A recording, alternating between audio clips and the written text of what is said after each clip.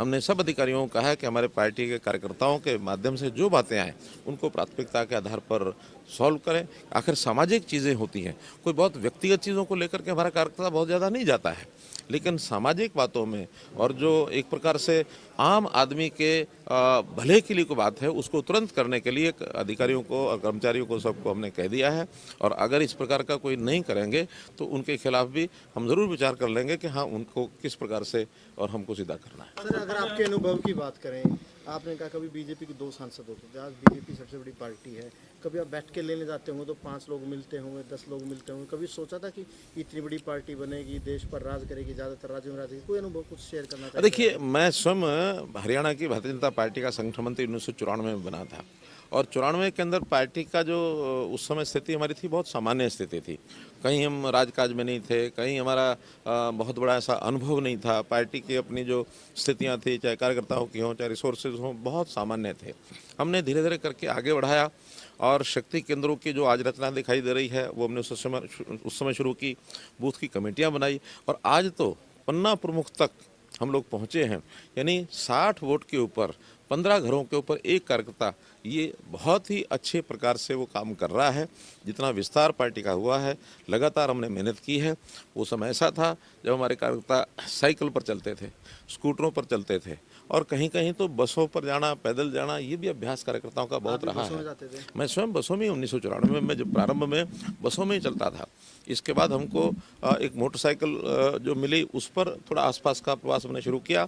पहली गाड़ी मैंने किसी एक कार्यकर्ता के साथ और थोड़ा पैसा दे करके उससे शेयरिंग के साथ उससे खरीदी। 15 दिन वो चलाते थे और 15 दिन मैं अपना पार्टी का काम करने के लिए जाता था। वो भी एक पुरानी गाड़ी मारुति खरीदी थी। हमारे पार्टी के अध्यक्ष होते थे श्री रमेश जोशी। उस समय हमने बैंक से लोन लेकर के वो गाड़ी ली। तो ऐसी स्थितियाँ उस समय थी, लेकिन आज कार्यकर्ता जनता सब सहयोग कर रही है। आज हमको कोई कठिनाई नहीं है। आज हमारे जिलों में कार्यालय बन गए हैं, सब जिलों में विधिवत तरीके से काम चलता है। टेक्नोलॉजी का सहारा हमने बहुत लिया है। आज भी प्रधानमंत्री जी ने आह्वान किया है कि टेक्नोलॉजी के माध्यम से हमको जनता तक पहुंचना भी चाहिए, सारा डाटा इकट्ठा रखना चाहिए और टेक्नोलॉजी का उपयोग करना चाहिए, जो भरपूर हर कार्यालय में कर रहे हैं। 6 अप्रैल सन 1980 भारतीय जनता पार्टी का स्थापना दिवस, पहला स्थापना दिवस था जब पार्टी की नींव रखी गई। और आज 6 अप्रैल 2023, 43 साल का सफ़र भारतीय जनता पार्टी का। बहुत कार्यकर्ताओं ने इस पार्टी को वहाँ से शुरू होकर और आज इस लेवल पर पहुँचाया है। आज दुनिया के सबसे बड़ी लोकतांत्रिक पार्टी ये बनी है और इस पार्टी ने इतना सफ़र जो तय किया है, समय समय पर बहुत से उतार चढ़ाव भी आए। एक समय था 1984 में मात्र 2 लोकसभा की सीटें थी और फिर एक समय ऐसा आया कि देश में सबसे बड़ी पार्टी बन करके पूर्ण बहुमत की सरकार केंद्र में भी, विभिन्न राज्यों में भी, देश के अधिकांश राज्यों में।